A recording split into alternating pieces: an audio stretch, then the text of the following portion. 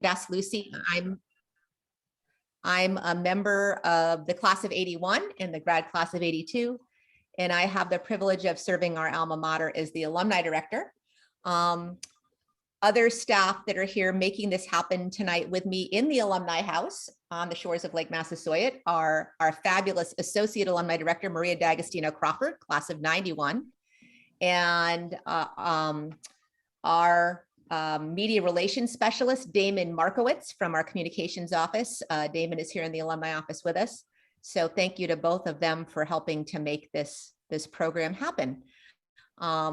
This is a very special evening. It reinforces the depth and the historic significance of our Olympic connection at Springfield College.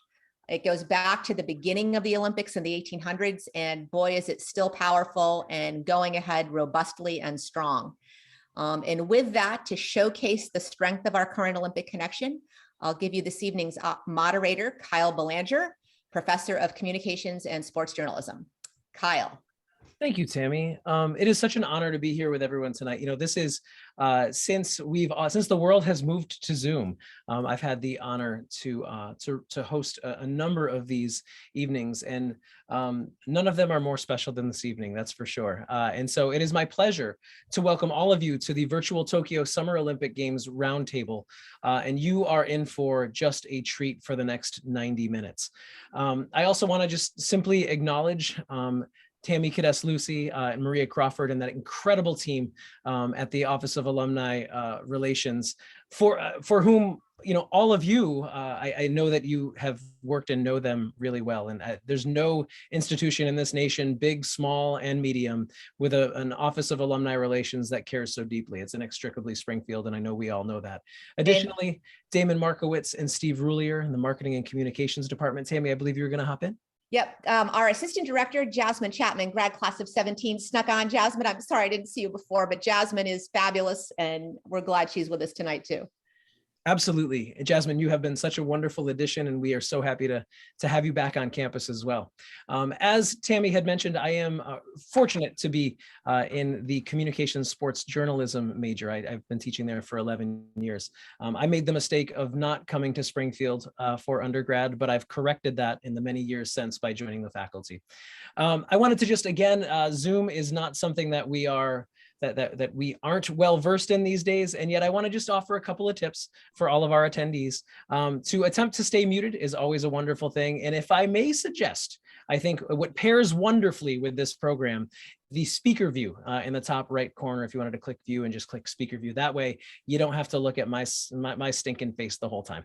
My kids are always looking for a way to look at something else, and I wanted to give you the keys to do the same thing. So the speaker view will take awfully good care of that, because my job is to get out of the way tonight. Again, our amazing group of attendees, thank you for spending 90 minutes with us tonight, and this remarkable roundtable of 12 panelists, esteemed guests that stretch across 6 countries, 5 decades, and countless acts of humanics across the globe. And with that, we're going to run, I don't want to call it a tight ship, but with 12 panelists and so many stories to hear tonight, I am going to try to keep us on a bit of a schedule, which means that in a moment, I am going to allow each of the 12 panelists to talk a little bit about how they began their Olympic involvement. There's some photos to accompany it, and I know you're going to love that. After that, we're going to move into a roundtable session with 4 questions that a few of them are going to bandy about, and we're even going to have some time for a few audience questions at the end. So just keep that in mind. You are important. Your participation matters. But before we do that, I just want to shout out each of the members of our panel tonight. First, we have Keith Bryant, class of 92, the executive director of USA Judo. Keith, thank you for joining us tonight.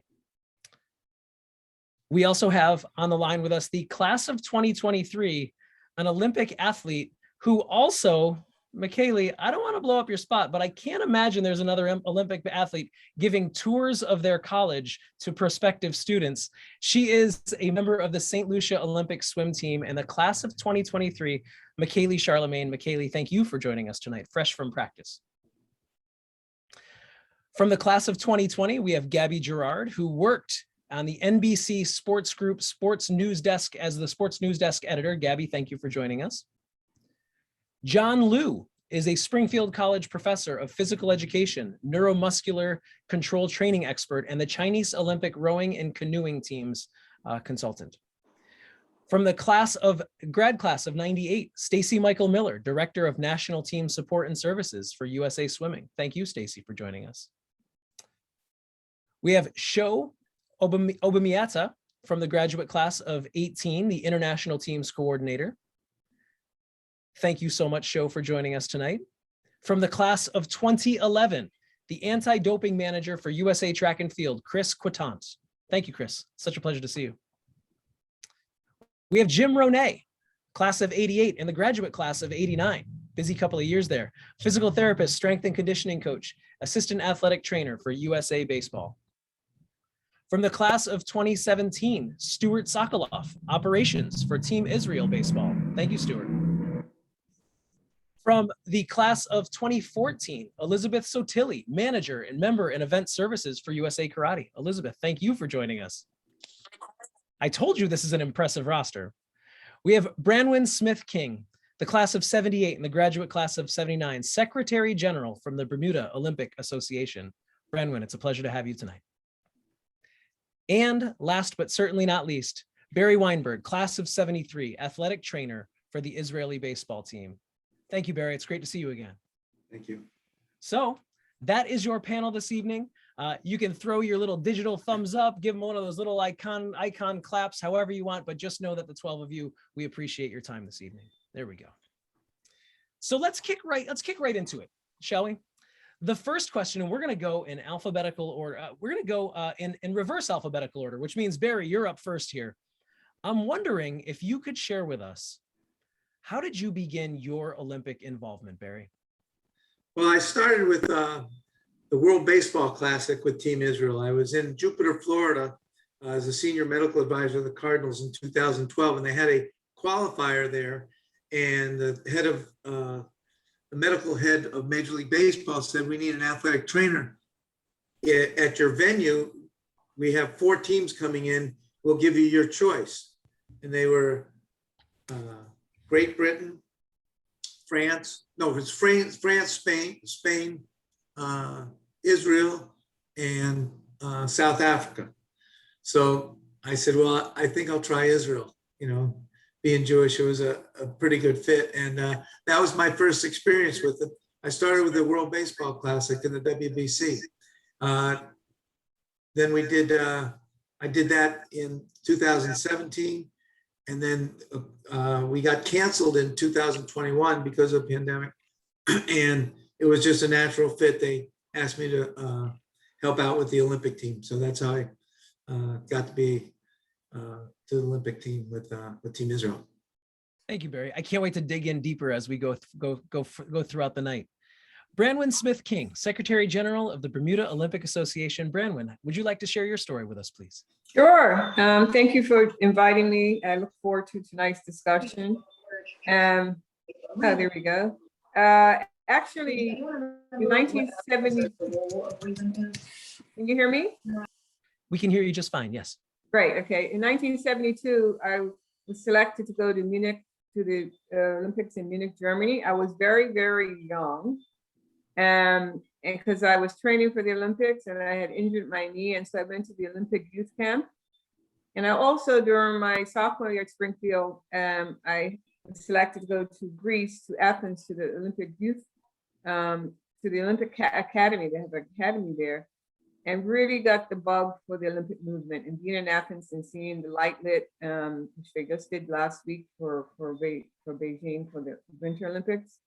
And so as I did my undergraduate studies and went to grad school, I always was very much interested in the Olympic movement. And I coached at Tufts, but I always volunteered for Bermuda. That's my home country.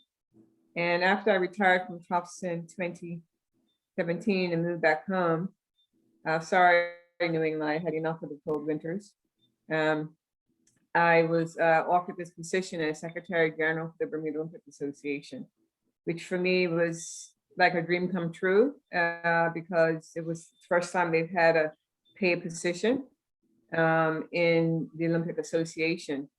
And, you know, I wasn't ready to retire. I really wanted to give back to my country. and be involved in the Olympic movement. So that's how I kind of got where I am now as the Secretary General for the Bermuda Olympic Association. A truly remarkable story. Thank you, Branwen. Elizabeth Sotilli, class of 2014, the manager, member and event services for USA Karate. Would you share your story, please? Sure. So after I graduated, I moved to Colorado, and kind of how I got to where I am has a lot to do with networking. About 6 years now.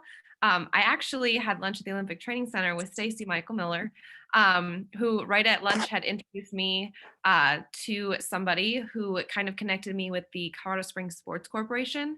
So I worked there as an event coordinator and ended up going to work the US Open for USA Karate. And it was a very good fit. They were looking for another staff member. And so I just started doing some freelance work for them. And then I came over full time, and I've been there ever since. Such a Springfield College thing, right? I mean, we're people, Yeah. people. We meet people. We like to go to lunch with people. I love it. I absolutely love it. Let's move on to Stuart Sokoloff, please. Class of 2017, operations for the Israeli baseball team. Yeah, so when I was working for the Phoenix Suns, I got to know a number of professional athletes pretty well, including some of the athletes that ended up being on the team, and getting to know them for 3.5 years. There was a mini camp back in March or May of this year, and they said, hey, we're looking for someone to help coordinate transportation to and from the airport, because it was very hush-hush due to what happened in Israel with the Olympics in the 70s. And it was the first time that Israel was sending a team sport since the 70s. So it was very hush-hush, couldn't really tell anyone. And then got there and they asked me to help around and stay around, and then got invited in July to the East Coast for about 2 weeks to help them throughout their East Coast preparing for their trip to to Tokyo. That is wonderful. I can hear the gears turning on all the undergrads' brains who are wondering how this journey starts for them. I mean, this is really, it's so emblematic. Thank you, Stuart. Jim Ronay, class of 1988 and the graduate class of 1989, physical therapist, strength and conditioning coach, assistant athletic trainer, USA Baseball. Jim. It's a pretty crazy ride. As a kid, I was always kind of enamored with the Olympics. I was a basketball player, watched us get upset in 72 and just always thought that I was going to be an Olympian. You have those ideas.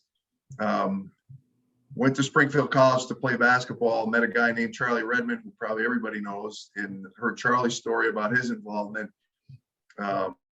with some international stuff and some Olympic involvement, and thought, hey, I'm here as a physical therapist, but I think I want to be an athletic trainer. I want to be a strength coach. I want to learn all these things and apply them and try to work my way towards the Olympics, which took quite a while. And in 1992, I sent my application into the USOC, waited a number of years. In 96, I actually volunteered in Atlanta for the Paralympic Games, kind of on my own, trying to meet people and network. In 98, I finally got a call to go to Lake Placid to work 2 weeks as kind of an audition, and ended up with bobsled and skeleton for a couple of weeks, and got invited out on tour for the World Cup. Fast forward a few years later, they asked me to go to Salt Lake City and be the athletic trainer for the first ever women's bobsled team. And I stayed with them through Torino in 2006, and had been a member of the USA Baseball Medical and Safety Advisory Committee since 2000. And so when I stopped bobsled and skeleton in the winter of 2006, after the winter of 2006, I started to get a little bit more involved with baseball, and lo and behold, started to travel with them a little bit, and got invited to the qualifiers, and kind of worked my way through their system, and ended up in a qualifier in 19 for the Tokyo Games, and we finally qualified in June of last year, and got the nod to go to Tokyo. So it's been a wild ride all over the world, but it was great. Am I correct in Tokyo was your third Olympics? Am I correct? Yes. Remarkable, absolutely remarkable. Let's keep the ball moving here for our greetings. We're going next to Chris Quittant, class of 2011, the anti-doping manager for USA Track and Field. Chris. Thanks, Kyle. So my journey actually kind of started during my undergrad, actually. Professor Corsi, one of my professors, actually suggested I take part in a leadership program that the USOPC runs called the FLAME program. If there's any students on here that looking for great opportunities, FLAME program is definitely a great one. Was able to take part where they bring students out to Colorado Springs, meet Olympians, network with some professionals.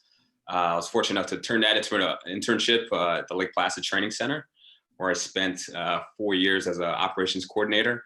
At that time, my wife, Sarah, who's actually also a Springfield grad, had found an opportunity out here in Indy. And if I was going to make it work, I kind of followed her out here. And fortunately, there's a couple of NGBs here. So was able to network again, found an opportunity at USA Track and Field.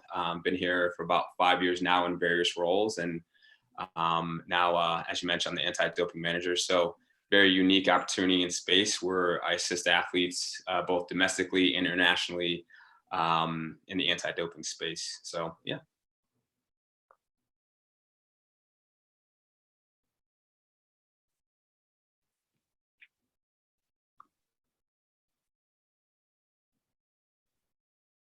Excellent. Thanks, Chris. I forgot to put that. I was panicking because I forgot to put your photo up, which also involves, I love the story and I hope you'll tell it later. Chris, thank you. That's a great story. You and Sho Obumieta, who is in this photo as well. I know you'll tell the story later when I kick it to Sho for a moment. I haven't actually seen Sho in the room tonight. Sho, are you here? I am here. I'm present. Excellent. Well, let me get it to Sho. Graduate class of 2018, international teams coordinator. Sho, what is tell us about your journey to the Olympics? Yeah. Good evening, everyone. Pleasure to be here. So I found myself at Springfield after taking 2 years off undergrad, and the magic that is Springfield, like has been articulated, is you network, you're going to find an opportunity, especially in the world of sport. And I also did FLAME between my first and second year of grad school. And for those of us who have done graduate programs, I think the pressure to find a job is much heavier. So I did the program. I didn't materialize anything immediately. I was networking, doing what I thought was best. And it was until 8 months later I got a call. But at that point, I was a finalist for a coaching opportunity in Maryland at Mount St. Mary. If anyone's familiar, coaching track out there. And I remember before practice, it was a Tuesday, I'm sitting in the school-owned off-campus housing, and my phone rings from my now boss, and she says, the person that you're going to be replacing, he needs to go back to school to stay in the country. He's a Spanish citizen. We need someone to take the role over. And so I was fortunate. I actually started the job before I finished my studies at Springfield, and to roll into the story with Chris that Kyle was alluding to. I knew Chris because they're like, oh, Chris, you're going to use a track and field. I'm like, I have no idea who this Chris guy is, but we get there, and the irony is we sit across of each other now in the office. So we got to travel a lot, and I've learned a lot from him, his experience in the Olympic movement. And we've definitely shared a lot of trips, at a lot of world majors, world champs, and obviously Olympics as well. I love that story. I really do. I mean, it's so Springfield, right? I said it the other night when we were all meeting. How many times have we traveled through airports across the world with our Springfield College triangle on? And then when out of nowhere, someone makes a beeline for you and wants to talk about Alden Street. What a great story. I do want to take a quick time out here as we're doing our introductions and just welcome our president, the esteemed Dr. Beth Cooper, who has joined us. Dr. Cooper, thank you so much for taking some time out tonight to join this remarkable program. I'm delighted to be here. It's nice to see everybody. It's lovely to see you. Thank you, Dr. Cooper. All right, let's move back in to the introductions.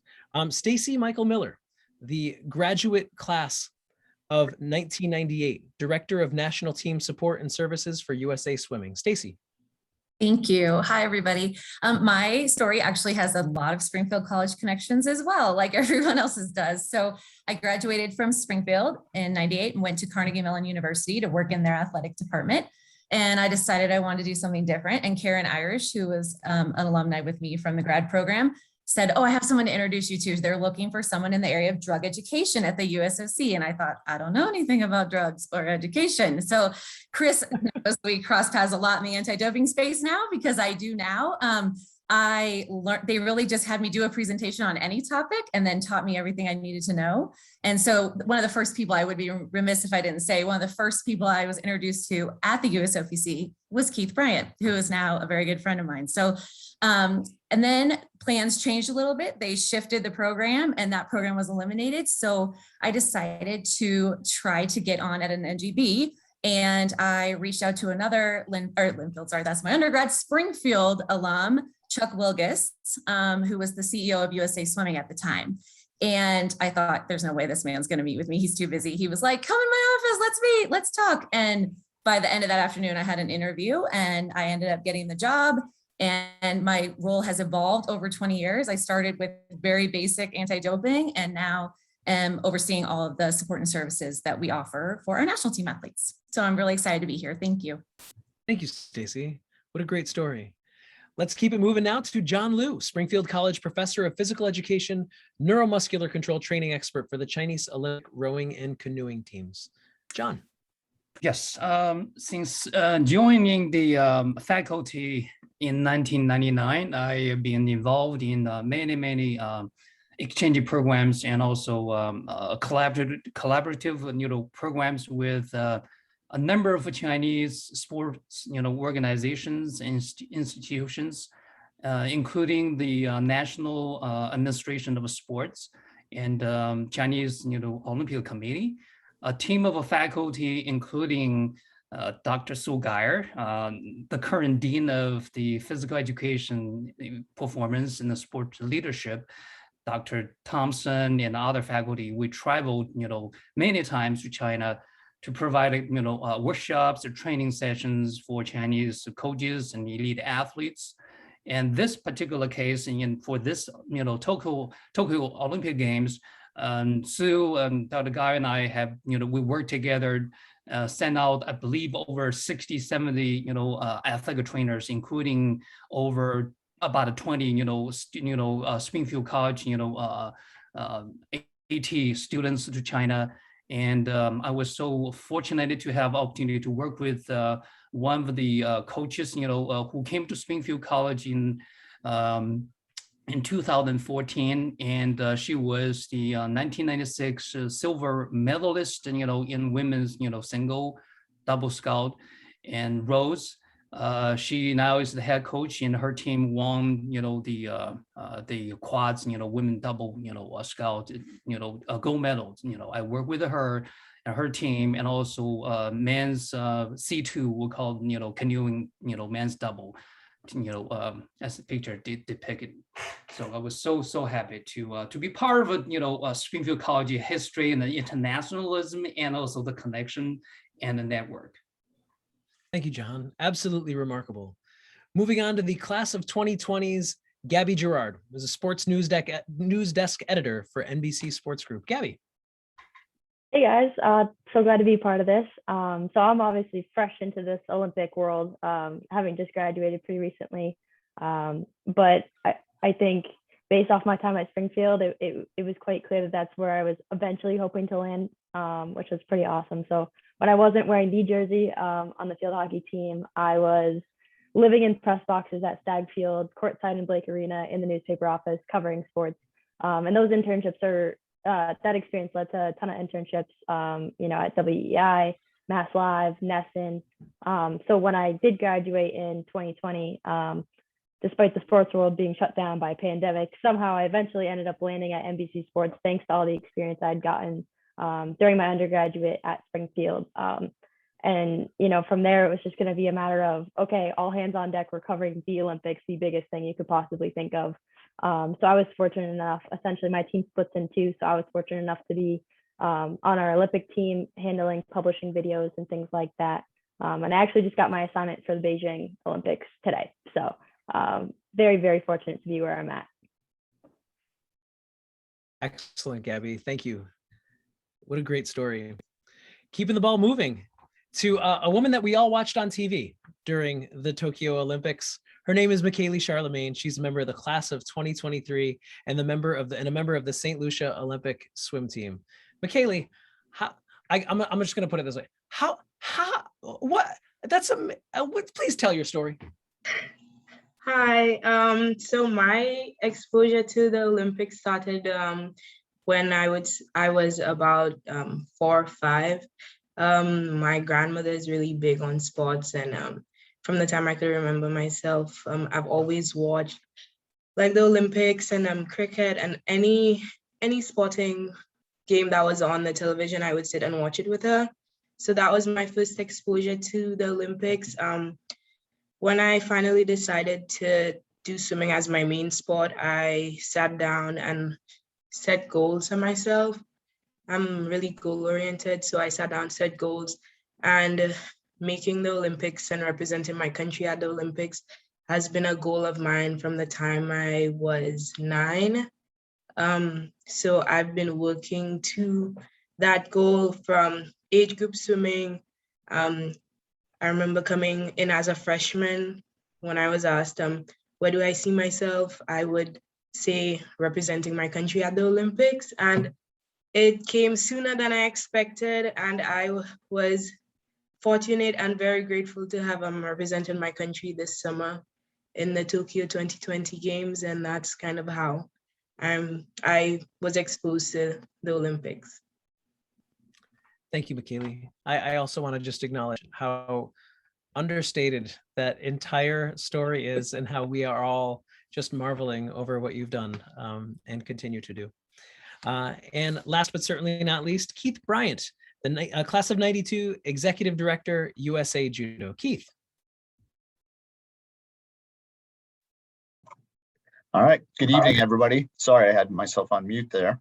Thanks for having me tonight. And I guess I first caught 5-ring fever as a 10-year-old living in Syracuse, New York, watching the amazing 1980 Olympic Winter Games, the Miracle on Ice. And then I was Eric Heiden speed skating around my living room, and my sister was Beth Heiden. And from there, went to Springfield, spent my last semester of my senior year as an intern out here with the U.S. Olympic and Paralympic Committee now here in Colorado Springs.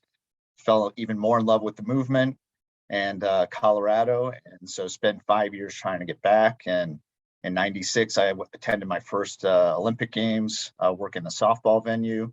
Came back to the USOPC in '97 and worked there for almost 17 years and went to 6 Olympic Games with those guys. And then after a couple of years running a couple of Ys in Colorado Springs, was asked to throw my hat in the ring to apply for the CEO job at USA Judo.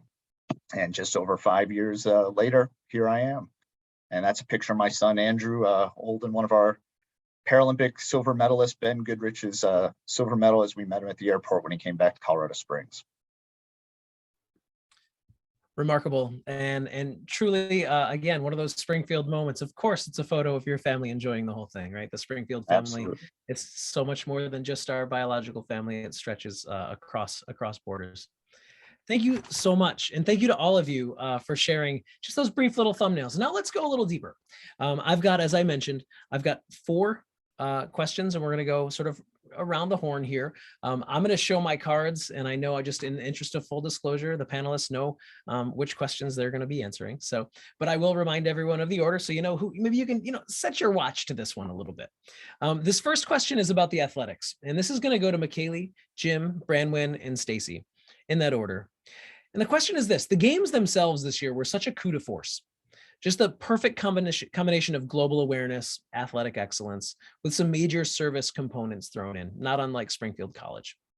I'd love to get an impression of the competition itself. What was it like marching during the opening ceremonies in these unique games, competing in empty arenas? What was life like in the village, riding the buses to and from the games? Anything you'd like to share about the actual experience of the athletics? And I'd like to kick it to McKaylee to start. So to start, I just want to say the entire experience was exhilarating and surreal. It was 10 times what I went in expecting. With being in a pandemic, I thought that the games and the environment at the Olympics this summer, it was handled really well, and it was very welcoming and friendly despite everyone being like behind masks. I remember going to the competition facility for the first time. I was in awe at the facility, the equipment, the level, just the standard that the pool and everything in the pool had. One of the highlights of the experience to me was the riding on like the buses and being able to sit by athletes and coaches from different countries and being able to make connections and, you know, just have like a casual conversation, which kind of helped me to calm my nerves because I did not expect everybody to be as friendly as they were. I would say the environment at the Olympics was similar to the environment at Springfield, with everybody saying hi and being friendly and not being afraid to walk up to you and ask you your life story. Overall, it was just, I sit and I try to like, and I sit and I think back about the experience I had this summer, and sometimes I'm just like speechless because of just such an amazing experience I had. Walking the opening ceremony to an empty stadium was, I would say, it was amazing. And the other athletes who had experienced it with a full stadium, they said it's 10 times better, but it was just so amazing for me being able to interact with athletes, trade pins behind the scenes. We were actually standing and lined up for about 3 hours before walking the 2-minute stretch for the opening ceremony.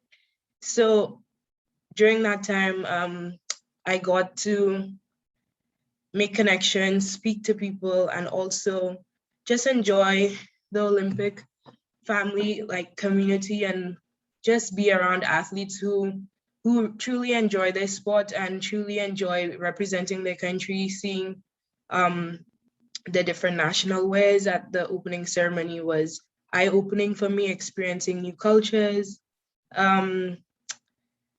The Olympic Village, that was amazing. It was like a community in like we were in our own bubble compared to the rest of the world. Yes, we were still getting tested for COVID every day. People were still getting contact traced from people who tested positive. But just being in a bubble where, you know, everybody's working towards the same goal of representing their country to the best of their ability and doing their best. And it was just so energizing and so motivating to be around people who were so dedicated to what they wanted to achieve. The dining hall experience at the games, it was really good. The food was really good. I really enjoyed going to the plaza after my competition and getting to see some of the Japanese culture, even if we weren't allowed to leave on our own. And also being on the buses, I got to see like a glimpse of what Tokyo is like when we were in traffic for a little bit. But this is just an amazing question, and I could go on and on about the experience I had this summer, but I'll cut it short here. I'll just stop here. So that's it from me. We could listen all night. Jim Renee, USA Baseball, what would you like to add to that? You know, for me, it was, I was amazed at so many different things. I mean, the hospitality of the Japanese people, the culture, the sense of pride that the people had in their country and in themselves, and the way they prepared for this for years. Some sadness, to be quite honest. I was sad for the people of Japan and the people of Tokyo who had spent years getting ready. had done such a fantastic job, only to not be able to share in the experience with us the way they really wanted to. You know, my heart went out to them because they were so happy. And evidence of that was, as we would leave the village every day for practice or games, we traveled in 2 buses, and we would get outside of the secure zone, and people would be standing outside in the street taking videos of our bus going by just to get a glimpse of us, and we would wave to them as we would go by because that's the closest we could get to them. But they, you know, it's the cleanest city I've ever seen. That was very impressive to me. No garbage. No, it was unbelievable to me how well prepared they were and how beautiful the city was. And we had an opportunity to practice in some venues that were kind of off the beaten path, and we would see the countryside, and we would see how people took pride in their homes and their small gardens, and it was really an impressive sight. But I think you know, yes, the village was felt safe. We were tested every day, as we already mentioned. You know, the food was great, the gym, the facilities for training were remarkable. Everything was, you know, top notch. But I think my takeaway, probably most memorable takeaway, is the relationships. And as we all know, everybody on the Zoom call, you know, that's what life is all about, right? And you go to school at a place like Springfield where you make all these great relationships. And you know, we became a team in 3 weeks. We were in North Carolina for 6 days, and then we became a team, and our team kept evolving and changing based on who the major leagues would let us have. So we finally assembled and left for Tokyo. Not, you know, we kind of knew each other, but by the time we left, we were family. And I think, you know, that whole experience of having to live with COVID and work together through COVID and make choices and decisions that would not jeopardize our teammates and the rest of our country in terms of being able to participate and not exposing ourselves to places and situations that would put people in jeopardy. That was always kind of hanging over us, which is atypical for other Olympic Games and atypical for most sporting venues and events. But I would say the energy was remarkable in the village. It was contagious, and people were so enthusiastic about being here and having this thing go off. That was, you know, kind of tenuous, right? For years, last year we kept saying we're going to have it, we're not going to have it, we're going to go, we're not going to go, and finally we were there, and we were a team, and we were a family, and we were the United States, which was, you know, there's so much goes into being part of Team USA, and we were very, very prideful, obviously, but respectful of our host and respectful of each other. And I think that the bus rides and the camaraderie in the clubhouse, you know, as I've talked to some people, you know, and Barry would know this too, you know, what goes on in the clubhouse in the baseball world is just, for me, it's fun. It's kind of, it's controlled chaos, right? There's so many things going on, but to get ready to play and get ready to practice, but the atmosphere is always pretty loose and familiar, and you can't help but bond. You become a team so fast, and so those are memories, and those are individuals that I'll remember forever. And so, you know, that's probably, those are my takeaways. Thank you, Jim. Branwen Smith King, Secretary General, Bermuda Olympic Association. Sure. Well, I think the 2 previous persons, you know, they really described everything that I felt. I mean, I did not stay in the Olympic Village, but I did spend quite a bit of time there. I will start with the opening ceremony. I was a spectator, and it was just strange. But it was great because we were in and out of there. We were waiting around for 3 hours, Michaeli, like you guys were. But it was beautiful. I think we were able to focus on the opening. They did a wonderful job considering the conditions, but not seeing, you know, stands full, you know, having been to other ceremonies was a little odd, but we shouldn't have got used to that. I mean, they did a wonderful job with that. It was a beautiful ceremony.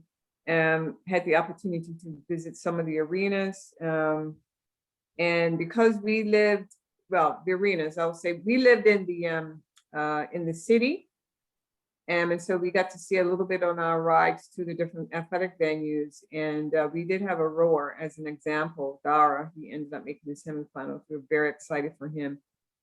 And the rowing facility was unbelievable.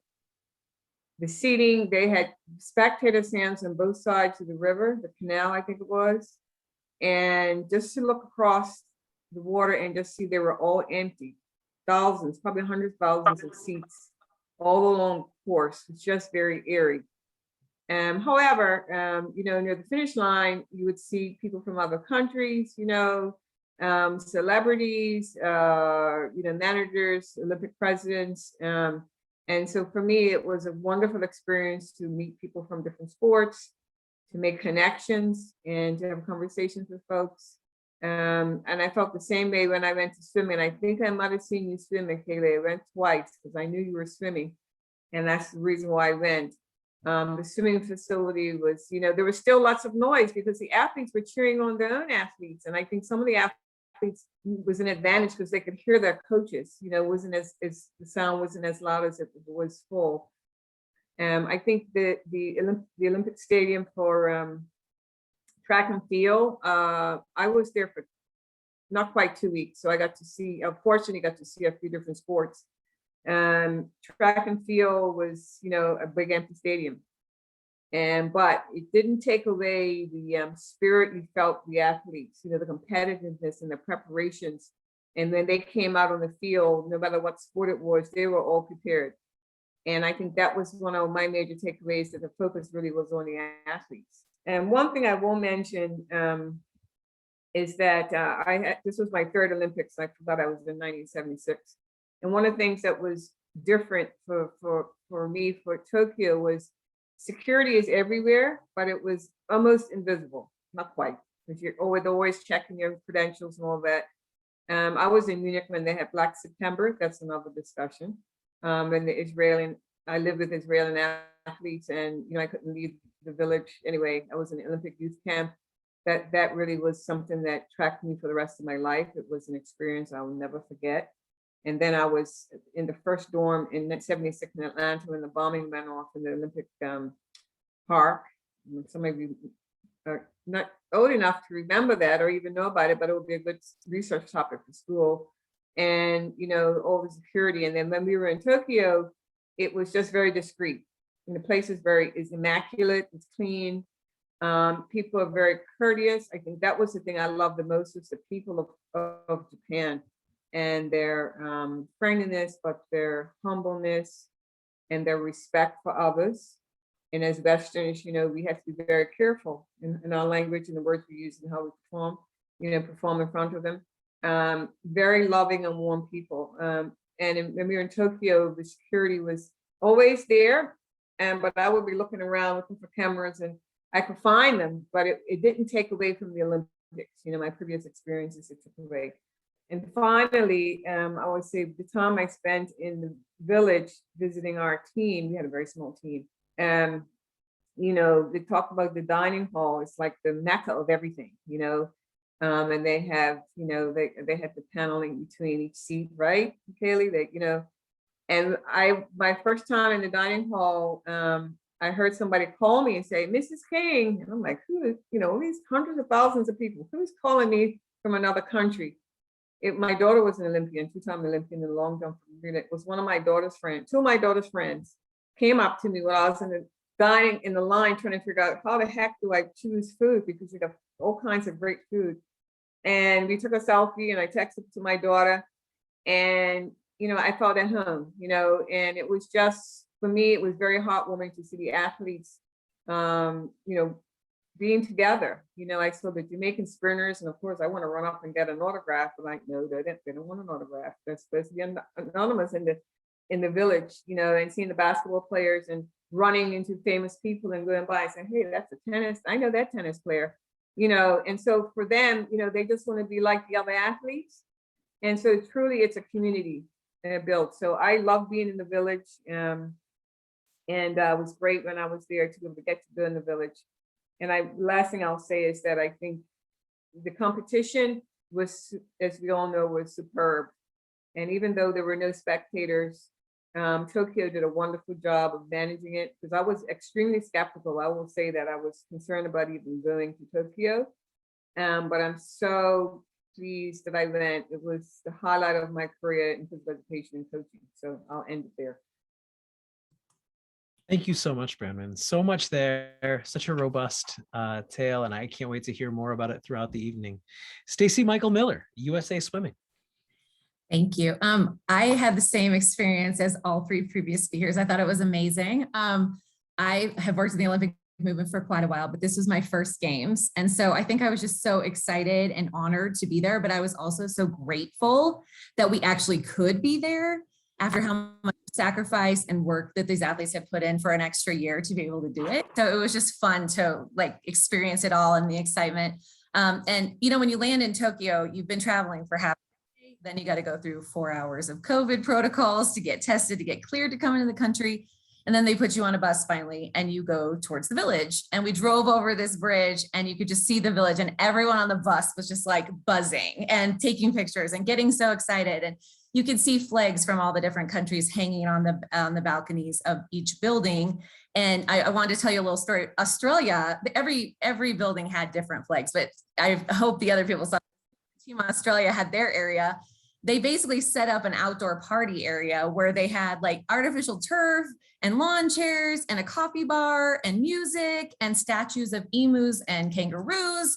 And everyone was always hanging out there. And so, and socially distancing, I mean, it was totally appropriate, but it was just fun to walk by and see that energy. And so, and the other thing that struck me was walking through the village and seeing teams practicing boxing and rugby and running and race walking and skateboarding. Skateboarding was first, and they were everywhere, going down the middle of the village and jumping up on curbs. And it was just fun to watch them do that. And then the other thing for me was just, I would echo exactly what McKaylee said about the buses. It was so much fun. But for me too, the venue, having been to many swim meets, it was just different to be like, there's a huge arena or venue and not very many people in the stands. But the athletes really filled the role. I think they made it so loud and cheered for everyone. And McKaylee, I watched you swim. I cheered for you, and our team cheered for everybody because we were like, it can't be too quiet in here. People need encouragement. And so it was fun to watch people do that. And the other thing that we did was we have a team area. It's part of our team culture is to have a really strong team area. Music's playing, but whenever anybody would leave to walk to the ready room for their race, we'd have cowbells and cheering and singing and shouting and just sending them on their way. And so I think it really set the tone to make up for the fact that maybe it was a little bit quieter than it would have been normally. So it was a lot of fun to be there. And I'll cut that off because like I said, I wrote down a lot of the same things that we already heard. So I guess it was a pretty common experience. Thank you so much, Stacy, and for everyone for contributing to that first question. That moves us into our next question, which is similar, but it talks more about the atmosphere, the overall atmosphere around the event. And this one is going to go in this order to Chris, Sho, Barry, Elizabeth, and Stacy. So the question is this: from your unique perspective in your role, how would you characterize the atmosphere in these particular Olympic Games? If it wasn't your first, and I know for many of you it wasn't, feel free to compare and contrast it with the ones that took place during non-COVID times. We're going to go to Chris to begin. Chris. So this was my first game, so I don't necessarily have another games to compare it to. But from my experience, I guess I can compare it to, I've been to World Championships and a couple other major events in our sport. So I kind of use that to kind of compare and contrast. And this kind of echoes a little bit of what everyone's been saying before, but the sense of camaraderie between not only Team USA, but just all the athletes that were there. It seemed like there was a concerted effort, obviously given COVID, of just safety in general. So, we kind of described it. It seemed like the dining hall was kind of the mecca for everybody. Dining hall it's an experience in itself, just being in a dining hall with all the athletes from every country and whatnot, and having these unique barriers and trying to socially distance and trying to make sure we're wearing our gloves and having trays and everything like that. But you truly, you felt like there was a sense that championships event where we go in, it's business. We're there for performance. We're there to, win our races. and kind of beat out everyone that's there. Whereas here, although we're still there, this is the pinnacle of a lot of our sports. Sense of making sure that everyone was okay, even if that person is your opponent, you're potentially racing against that person. You never want to put someone in kind of a particular situation or predicament. So I thought that was very unique. Given that you're competing against a lot of these athletes, there's still this sense of we're all in this together. So and that was kind of my experience in the Village. The stadium was a little different.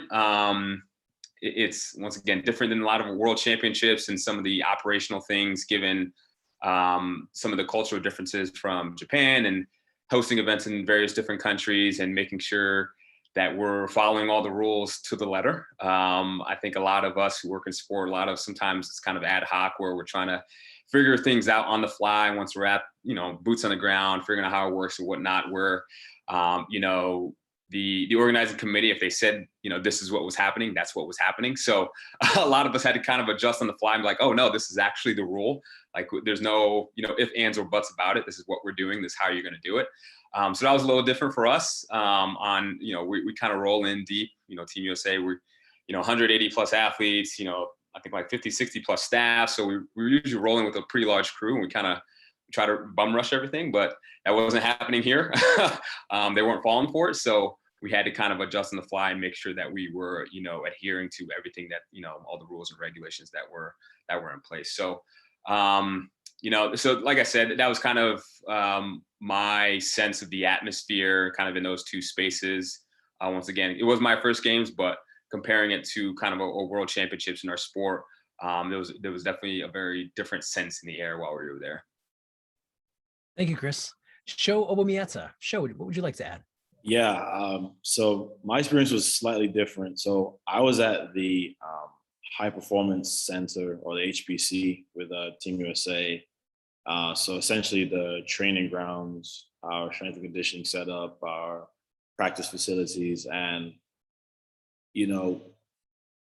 one, I wasn't in the Village, so my commute there was very quiet. You would never know an Olympic Games was going on just by walking or just seeing how people were kind of operating. And then you compound that with, it was a pretty average games for Team USA overall as far as middle count went. And I think it took us to the last couple days to overtake China in the medal count, but you kind of felt it. It was very, obviously didn't have another games to compare it to, my first one as well. But you kind of felt when things weren't great, like women's soccer, they lost, and they'll lose a game, and it was just, the HPC it was weird. It was weird, but when they won, it was like, okay, Alex Morgan, please smile at me. It was very, it was almost like we were just kind of fighting to get back to equilibrium, like the entire time. And our athletes, we had Rai Benjamin. He ran under the world record, yet still lost. And, but that, even though that was like a historic race, like stuff like that would never it would never happen again, but you just never even account for how it really didn't shift anyone's mood. It was kind of weird, but overall, we made it through. And like Chris said, it was kind of like, we're in this together. Let's kind of, emotionally just kind of find where each of us is at and keep going. Did Alex Morgan smile at you? No, she didn't. Okay. Barry Weinberg, we talk a little bit about the atmosphere as well. Oh, I think you're on mute, Barry. That's okay. I was so enthralled at listening. I didn't want to interrupt. First of all, I want to compliment and tell the people that did go, I think there's 8 of them maybe that did actually go, how first jealous I am. And what a wonderful, wonderful experience. It's something you'll take for the rest of your life, especially the ones that got there to go for the first time and the ones that were fortunate each time to go. And I know it might be off the subject, but I've been fortunate to go to a couple of World Series, and each time you go, someone says, how was it? Well, it gets better each time. And unfortunately, this was a very difficult time to go, but I'm sure they can all say that been there before. There's always a takeaway that becomes even more special every time you get to go, because you never know when the next time is going to be. And so my hat's off, and my jealousy hat comes in when to not be able to go. The preparation that we used with Team Israel was we had 2 mini camps. We had a mini camp in Arizona that we got to know, some of the guys. But the interesting part was we had a competition, because we brought in about 32 guys that and you could only take 24. So a few guys were going to go home. So it was a competition to get there. It wasn't like you made the team once you got invited. And we went to Pennsylvania, New York, Connecticut, and Maryland on a 9-game, like a barnstorming tour in July, right before we sent them off on a Wednesday, I think.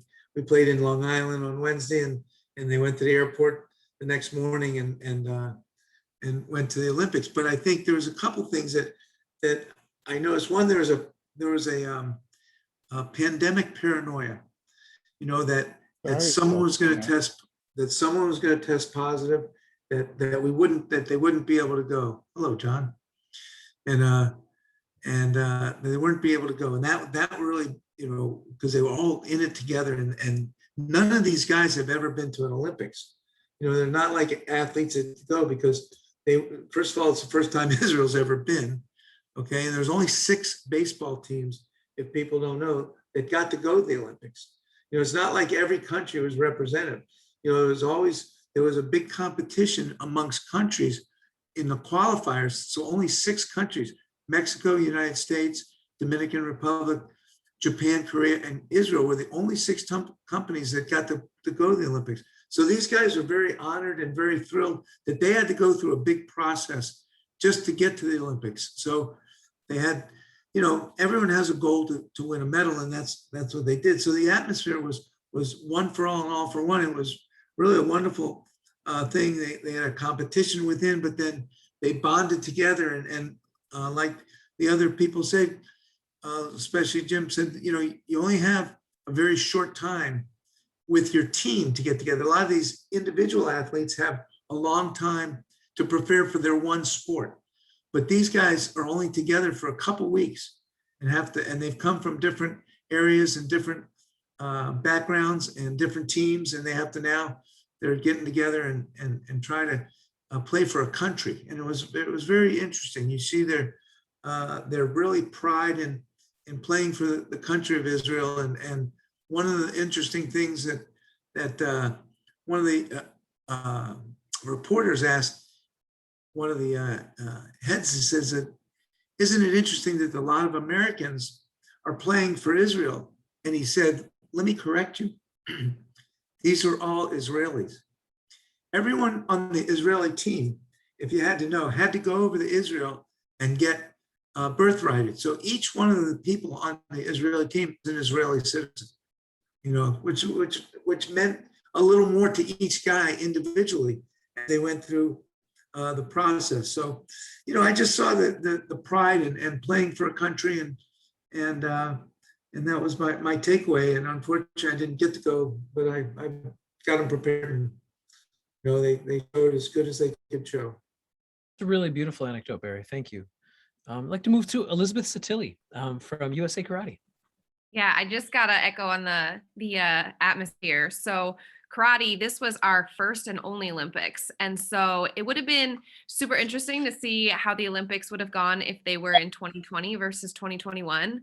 Because in the sport of karate, there was so much tears and sacrifice and a lot of work over 2 years for only 80 athletes to get to go. And they had cut 5 weight divisions down to 3. So you had amazing competitors now in combined weight divisions. And so who was going to be the top athletes to go? And so it was a lot of travel and money and so much work that went into 2 years of building up your world rank. And then in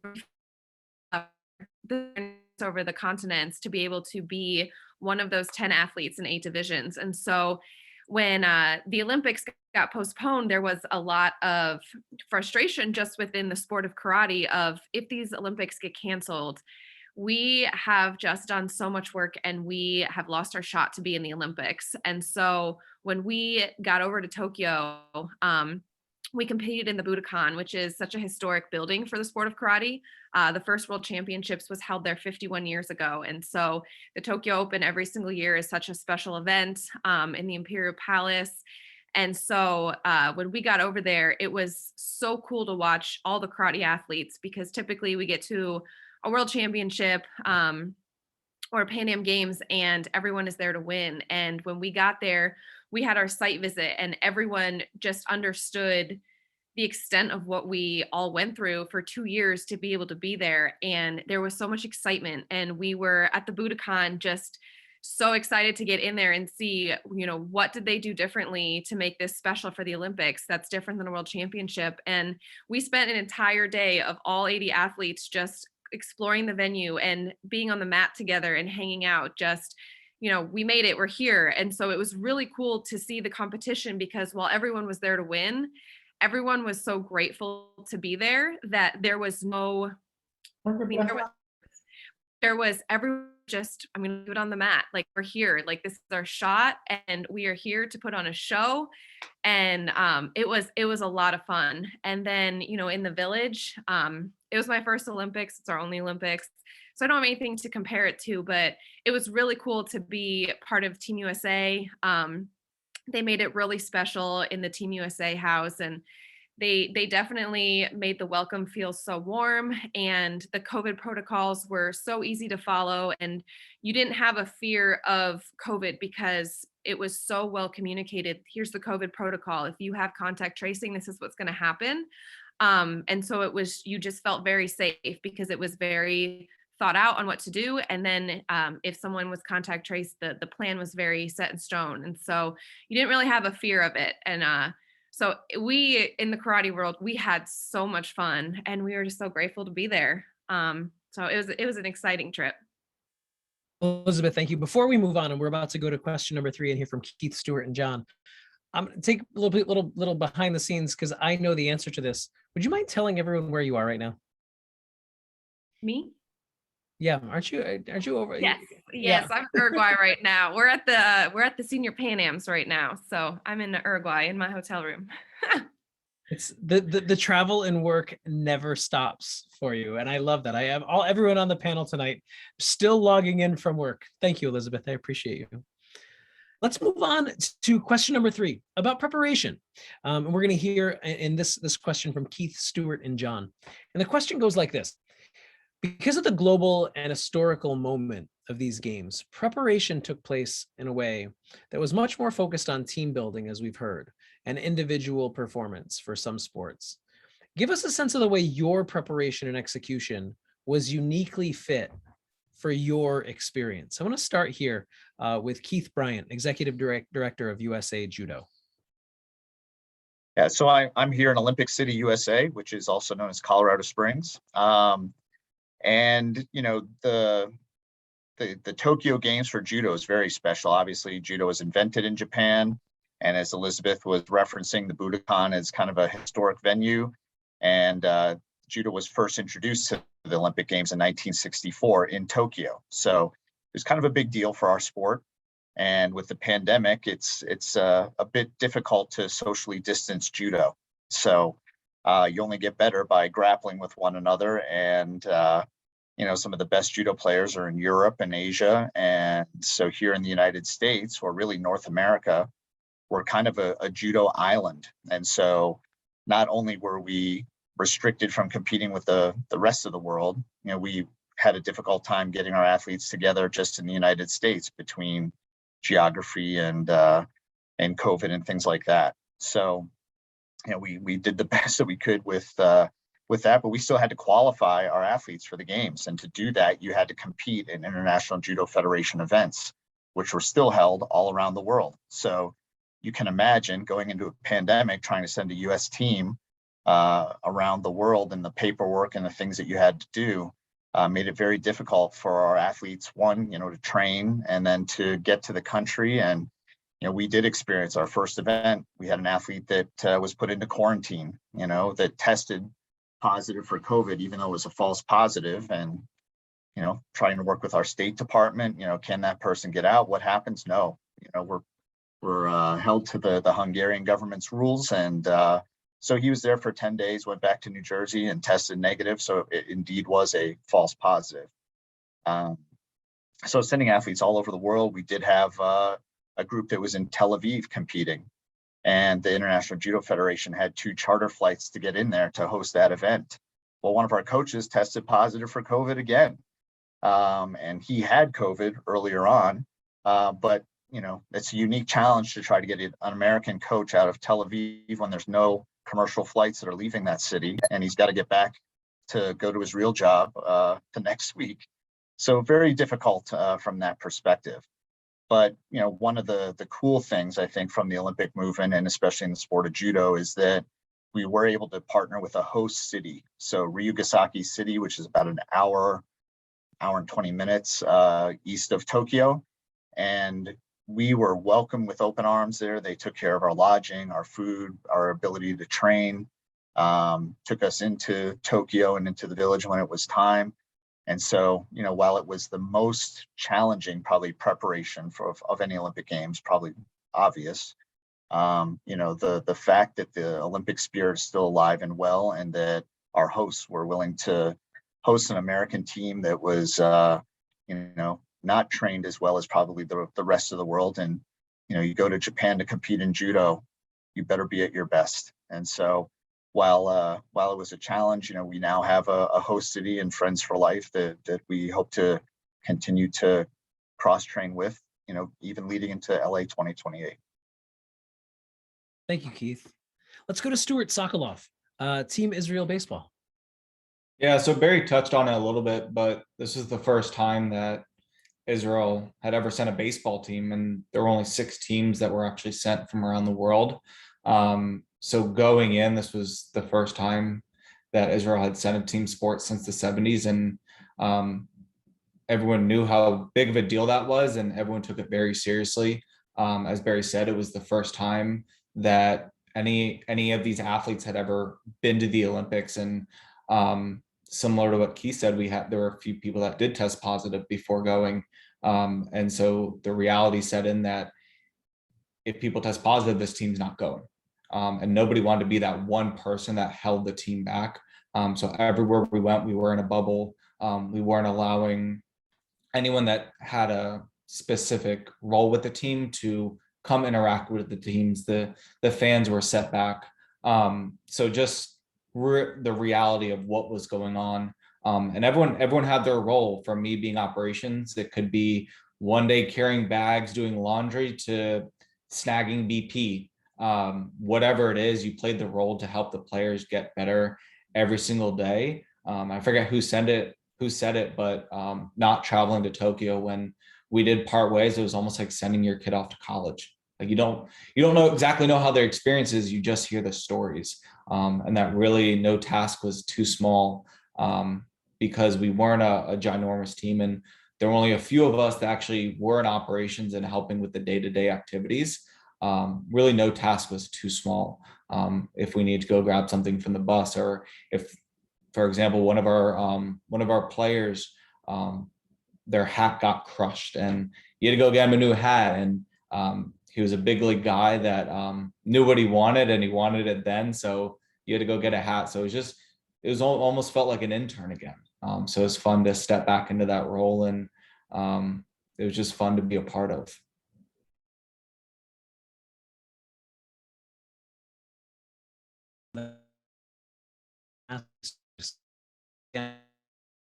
College, right?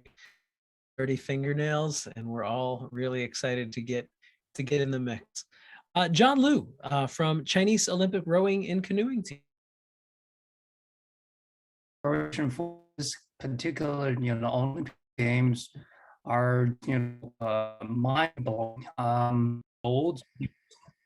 This Olympic Games was held in Tokyo, was so close, just like in a neighbor. So they wanted to take advantage of the kind of geographic location. The second thing is that they know that rowing is undoubtedly a very physical, mentally tough sport, and that the rower have to wrestle with their emotions throughout the training and the competition, even for those elite performers. So they did spend enough time working on the development of the stamina and also toughness, and also they use technology science. For example, they monitor the heart rate while the athletes were training, either in the weight room or on the water. Also, they use drones when they were on the water. They use drones to videotape and all the techniques, and then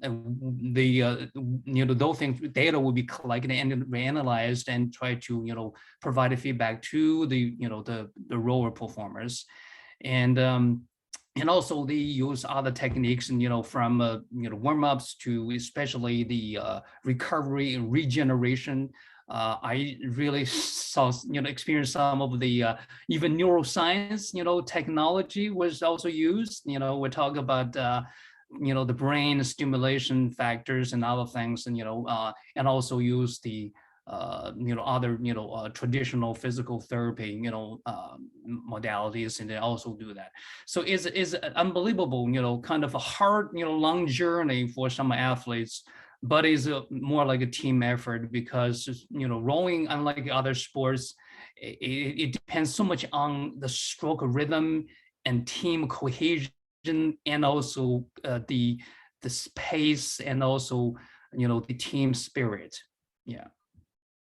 Fascinating. I love hearing about it. I love the advancements in sports science. It's so fascinating. And I love hearing it from all of you who've been there at the absolute pinnacle of your sports. Let's move into our fourth and final roundtable. This one about takeaways. In 40 years, and we're going to hear in this order from Gabby Gerard, Barry Weinberg, and then Branwen. I'm Branwen Smith King, who's already spoken about some of the Olympic Games that she has experienced before this one. In 40 years, when the story of the COVID pandemic is written, and these Olympic Games get their own chapters, because they will, what are the big takeaways that you hope people will remember? What are the elements of this whole experience that you hope aren't lost to history? Gabby Gerard, I'm kicking it to you to start. Thanks so much. I think that there are a couple of things with this, and I think from what I've heard from everybody else so far tonight is that it wasn't normal. It was weird. There were certain things that just didn't come together the way that they ordinarily would. It was a very unique experience across the board, right? But I think with that being said, there were so many of those moments in sport that were so special that still ended up happening. And I think in some ways they're even more special, right? During a global pandemic where we're told to isolate and not get together, oh yeah, let's just have the Olympics, right? With all of these countries coming together and competing because we love sports, And so I think there's a certain beauty in that sense of it too. But then there are also those smaller, but there are also those humongous moments where, Japan wins its first gold medal, right? Suni Lee, Allison Felix, high jumpers sharing a gold medal, Raven Saunders. There were so many of those moments that were still, pandemic aside, just unbelievable moments. And so I hope that those don't get lost in the COVID narrative. But then there were also the ones that were unique because of COVID, Caleb Dressel, when he was reunited virtually with his family, right? That raw emotional moment was one where, yeah, if ordinarily his family would have been there. But it was a totally different moment. That was a video I published. It went viral in seconds, So it's there were all of these other unique moments too. So I think it's kind of important to keep both sides of that perspective. A beautiful reminder. I mean, no one here on this Zoom needs to be reminded, but I think sometimes people forget that sport is never just sport, right? I mean, there's a reason there are so many layers above and below. It's never just the final score. Thank you, Gabby. Let's move on. Barry Weinberg, what are some of the takeaways that you hope aren't lost to history?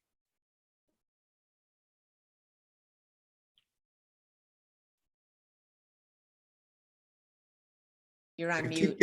I keep getting so enthralled that Gabby, just brilliant speaking. I think some kid in 40 years is going to look back and say, "Are you kidding me? They wore masks during every day, and they had no fans. I said, what kind of Olympics was that? You know, but that's not a takeaway. It's going to be, all of life is going to look back in 40 years, say, come on, you guys had to stay 6 feet apart from people, you know, because the people in 40 years aren't born yet, you know, they're 40 years old now, you know what I mean? They'll be 40 years old then. But anyways, I think the one thing that I'd like to think is that the athletes deserve so much credit because they disregarded personal health risks. They were persistent in what their goal was to get to an Olympics because it may be the only one they got to. They sacrificed more than any Olympian probably in history. And then I think the final thing, they were cheated out of the greatest opportunity and the greatest spectacle in sports. Thank you, Barry. Very poignant. Branwen Smith King. Wow, how am I going to beat that? Well, I have 2 or 3 thoughts about 40 years. First of all, it's already been mentioned that sport crosses all barriers, you know, race, ethnicity, culture, religion, no matter where you're from. And I think it taught us all a lesson about resilience and perseverance, especially athletes in the field, but also the organizers of Tokyo. As I mentioned, I was very skeptical. I'm saying I was actually thinking it was irresponsible for the IOC to proceed with the Olympics. That was, you know, earlier in the year, late last year. But I went full circle. And so I think it, you know, the determination that we see in athletes and, you know, and from my own personal experience, you know, our athlete who won our country's first gold medal, Flora, and we were the smallest island ever to win a gold medal. Got to put that in there. And what Flora had to go through, because you know, we deal with her and what have you. And she, you know, she wasn't sure she was going to compete, but it actually helped her. And she was in a zone. It didn't matter. We were the only 3 people on the finish line cheering her on. And we were told that we couldn't cheer, we couldn't scream and clap. But guess what? I did. I lost my voice because it was historical. So from a personal standpoint, you know, I so admire, you know, her and all the athletes and all the stories that Gabby talked about. It's like a storybook. You know, it's like it'll be a great book for someone, right? You overcome adversity and look at what happened. So that's one takeaway for me. The second one is that I believe to some extent, the Tokyo Olympics really focused on the athletes and their stories and all the wonderful stories that were produced. And also at the Paralympics. I was in the UK during the Paralympics, so I got to watch a lot of that. I'm not sure how much they showed in the United States. And the stories and the sacrifices of these people and their performance. And I think that, you know, seeing what happens behind the scenes in Olympic Games, you know, with the IOC family, there's a lot of fluff, as you all probably know. There's a lot of fluff. And I would actually prefer to be in the village, living with the athletes than being in a 4-star hotel, but I'll take the 4-star hotel. You know, because there's a lot of fluff, you know. Olympic Committee NOCs have the vehicles, they have the attaché. I mean, the millions of dollars that are spent away from the field, away from the field of competition, because that's the history of the Olympic movement. You know, some of those things were taken away because, you know, the funding and so I thought I was really excited about that. And they talked about that, you know, really focusing in on the athletes, and that's what we go there for, right? And I think lastly, the Olympics will always bring the world together. And the smiles and the faces and the joy that I saw, even without spectators, even when we left the airport and people went out of the way to help us, and they knew, like for my country, the small Bermuda, that we want a gold medal, or, you know, can we have a pin? Do you have a pin? Right, Michaela? You know, I ran out of pins because I usually like to give my pins to children. So I think, yes, it was weird, but in one sense, it was really beautiful because I feel like the human part of the Olympics returned because it's such a commercial commodity, and that's another topic of conversation.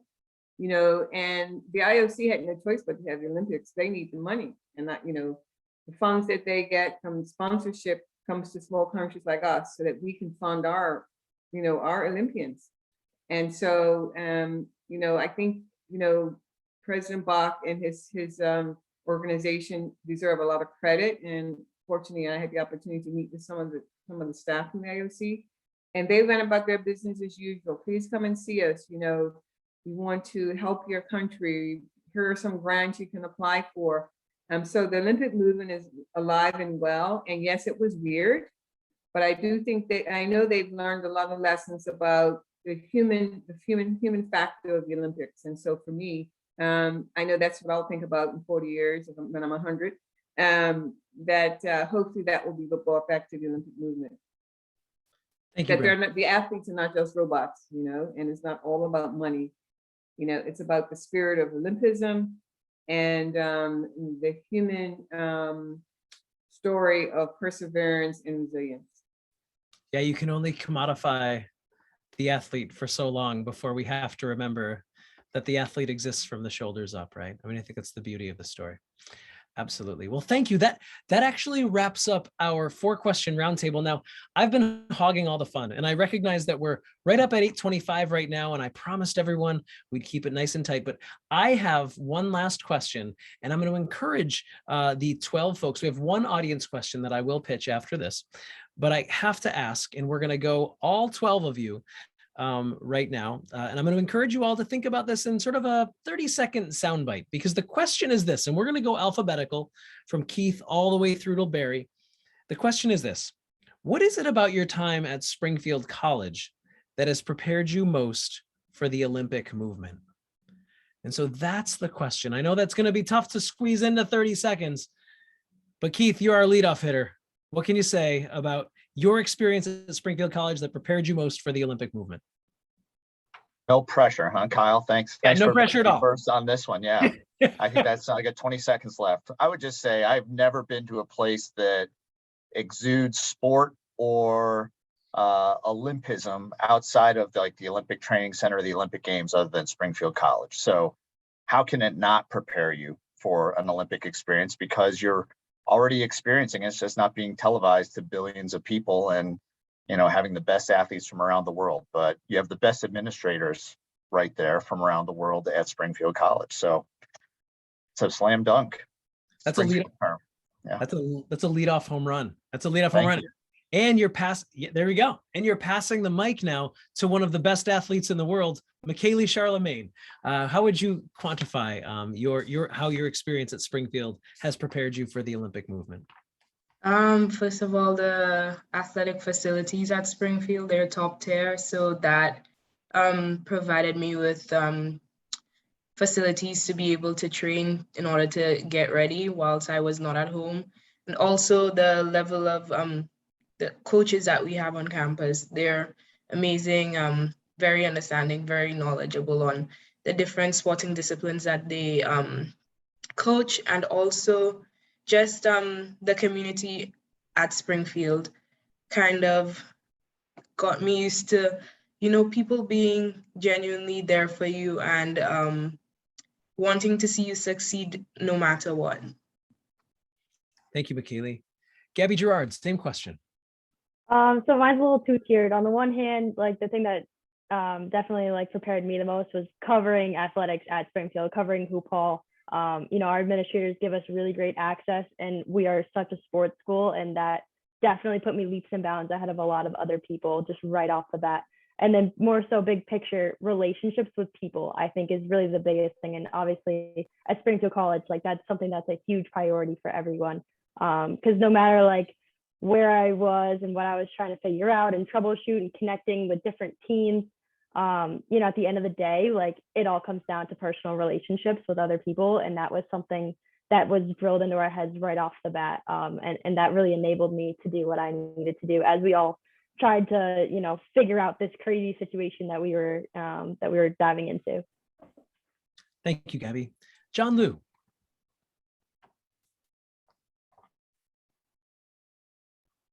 Did we lose John? I don't know if I see John anymore. John, you're on mute. Oh, okay. I couldn't see him. On the Sorry, screen. sorry about that. Sorry. I think it's the mission of Springfield College's, internationalism. It's a long-standing relationship and strong relationship with, a great number of sports organizations across the globe, including China. And I think this platform and this, college in this institution has such a big impact on the development of Olympic game movement and the spirit across the world. Thank you. Stacy Michael Miller.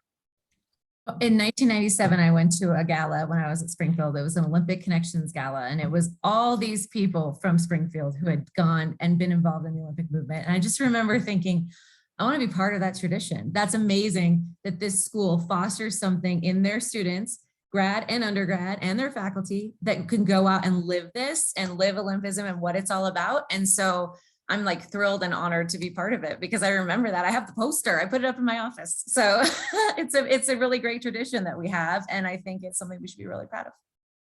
Full circle. I love hearing that. Sho Obamieta. Two things for me. The faculty are second to none. If you want to be prepared for the real world, especially in sport administration, just listen and lean in. And second would be just the opportunity. I would not have a graduate degree if it wasn't for the fellowship opportunities that existed with the athletics program, being able to coach. So, for all those who have supported the programs, thank you, because you give kids like me, young men like me, young people like me, an opportunity to see the world and achieve their dreams. Thank you, Sho. Chris Coutant. For me, it's two things. I think a couple people said it already, but the connections and relationships. And we've said it multiple times, and you said it, Kyle.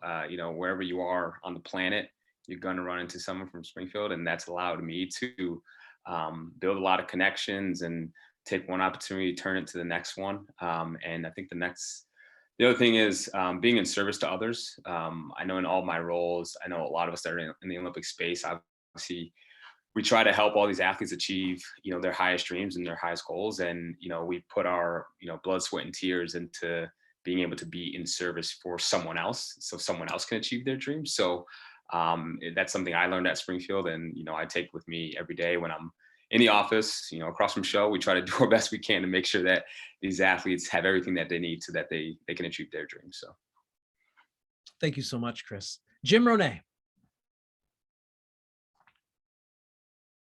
Well, I think Chris Chris touched on something. I have two things. One, the lessons that you learn being a student athlete and grinding every day to achieve the highest standards as an athlete and as a student, and the lessons that you learn being a teammate and a friend while you're on campus. Those are things that I'll take with me forever. But when I think of Springfield College, I think about our mission, right? Springfield College is in the business of teaching people how to help people.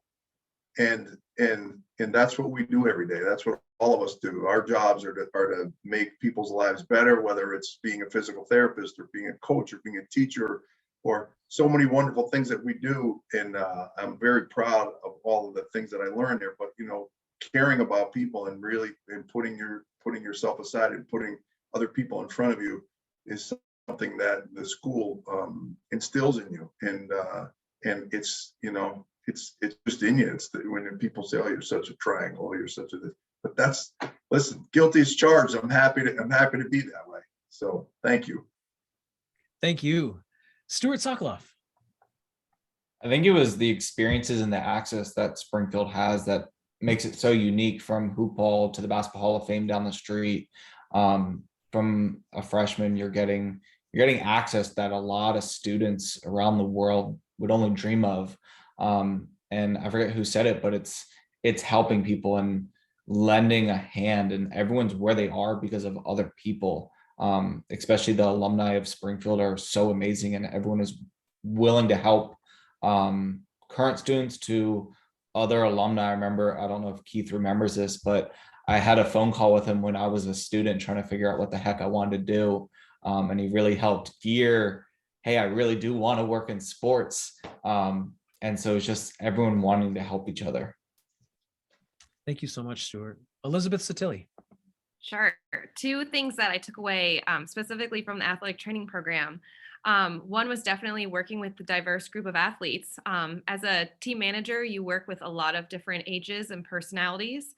And so being able to be that positive influence that shows up on time, you're first there, you're last to leave, you're dependable and you're trustworthy, was something we were taught. And then also how to be on a team. And the Olympic movement, we are the team behind the team. And you understand that it doesn't matter what your role is within the Olympic movement, we are all part of a bigger goal. And so, you know, in a clinical rotation, you're kind of the team behind the team. And even, you know, from being a sophomore with such limited skills that you could do compared to the seniors, you always felt important and you were always seen and you always worked together and realized that you were all doing something to keep the athletes healthy and get them back in the game. And we all worked toward the bigger goal. And so it kind of was an introduction to the team behind the team.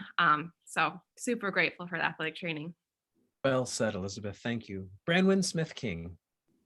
What can I say? I would say education, mentors, you know, for those of us that went to college in the 70s and 80s and maybe 90s, how could you not feel the love and enthusiasm people like Diane Potter and Mimi Murray, you know, and Coach Zanata, you know, just the faculty was already mentioned. And for as a woman in this area, and it's so great to see so many women here who are representing, you know, women, everybody, but, you know, the opportunities that, you know, we are so, we're like people, we're in an Olympic village at Springfield College on Alden Street. And I will mention without a doubt, which encompasses all the work to help others and to bring the best out of them. Thank you, Branwen. Barry Weinberg. Well, first of all, you've heard some wonderful, wonderful comments from the previous people, and Springfield College gives you preparedness, not only physically, but spiritually, emotionally. You get thrown in when you start at Springfield with a group of people from a vast, varied backgrounds and histories, and you learn to bond with them, you learn teammates, and each one of these people, think about it, now at Springfield, you had influences, you had role models, you had mentors. Well, now guess what? This whole panel has influenced wonderful people, has mentored wonderful people, and will be role models into the future generations of not only Springfield people, but people who touch Springfield people, you know, in all walks of life. I guess that's just the Humanics philosophy. Thank you so much, Barry. And thank you to all 12 of you. Now, I know we're 7 minutes over, but I do have a question and I'm going to open this to the floor. And, you know, having led a school committee through the last 2 years, I feel somewhat empowered, not anymore, somewhat empowered to be like, to extend, right? I am. I think another minute.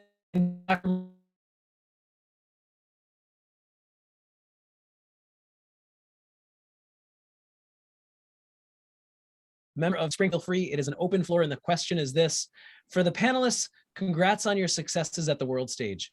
A client of mine at this summer's games won gold as a member of the first gold medal for the U.S. women's volleyball. What firsts or other successes were you a part of in Tokyo? Floor is open. I already said mine. First gold medal for a small country like Bermuda. And we're still celebrating. Oh, last week here on the island, Flora returned from Colorado, where it's her training base. And I still cry when she speaks. You know, I every time I see her, there's tears of joy. Thank you, Branwen. Elizabeth, I saw your hand up as well. Yeah, just karate. It's our first Olympics, our debut. Being a part of that and leading up to it for 4 years was super cool. And we brought home a bronze medal, which will probably be the only, you know, medal in karate for a very long time. So that was so cool. Excellent. For me, it was my first Olympics. I was the first St. Lucian swimmer to swim under 27 seconds. So that was something that I was really happy about. Not sure if you can hear all of us applauding. That is remarkable. I Looks had like- Oh, go ahead. a first, it was not my first Olympics, but it was the first time I had a flag bearer. We won a silver in baseball, but our flag bearer for the US was Eddie Alvarez, who was, he was the first Cuban American to carry the flag and represent his story of coming from immigrant parents and making it in Miami and becoming a role model for so many people in the United States was very inspiring. And that was a first very unique situation and something I was really happy to be part of. Thank you, Jim. Kudos to our coach education program. As I mentioned, that Rose came into Springfield in 2014 and stayed about 4 years and becomes the head coach of a women quads, double sculls. The team won the gold, and the first remark is congratulations to Springfield, because Springfield College educated her, trained her, and she was just so emotional because she dreamed to win the gold at the 1996 Olympic Games in Atlanta, but she didn't get it. But her team won the gold and broke the world record at this Olympic Games. Thanks to Springfield College. Thank you.